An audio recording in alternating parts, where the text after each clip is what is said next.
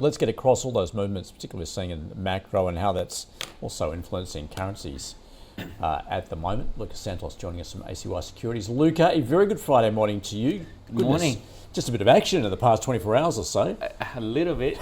That was all in the wake, of course, of the Fed, the outlook, and with just 2 cuts priced in for next year. That's correct. Far as the dot plots are concerned. Now, you take a look at the US dollar, it is going from strength to strength, and I guess also underlined by what I was just talking about there with this overall strength of the US economy. That American exceptionalism is here. You know, you say it all. This is it. It's not 4 cuts anymore, it's 2 cuts priced in for next year.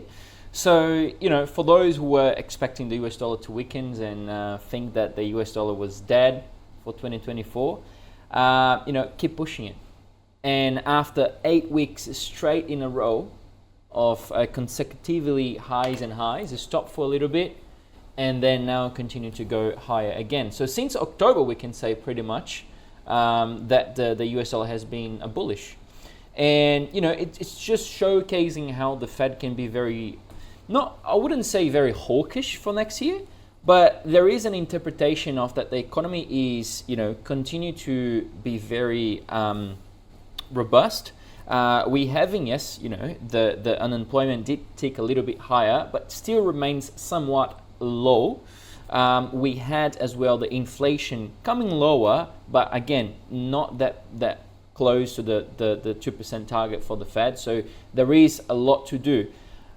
But what was most important, I think, for yesterday on 6 a.m. release was what Jerome Powell has been answering the questions and saying on the monetary policy speech. He was like, look, this was a close call, first of all. So this makes me think, okay, if that was a close call, they didn't even, they flinched to not do a cut.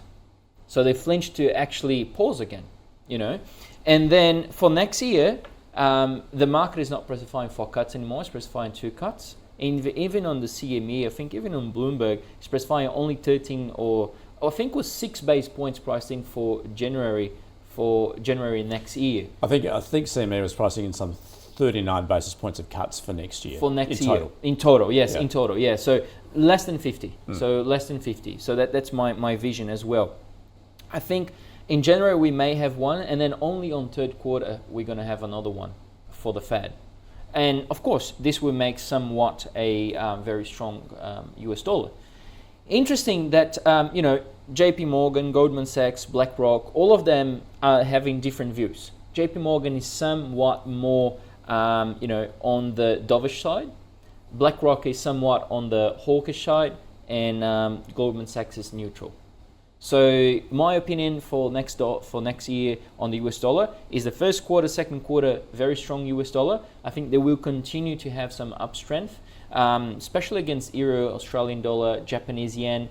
Continue to be a good carry trade on USD JPY, and I think US dollar will be much more stronger than Australian dollar. I think Australian dollar will have a very not a good year in 2025. Yeah, because there's talk, many saying it's in danger of falling below 60. Yeah. I think what 2 weeks ago I came here, I'm looking at 60. Is that purely a function of that strength we're seeing in the US dollar, or also what we're seeing in China at the moment, given it's such, you know, a strong link, given it's a commodities currency? Yes, well, there is the commodity currency as well, but mainly from the US dollar.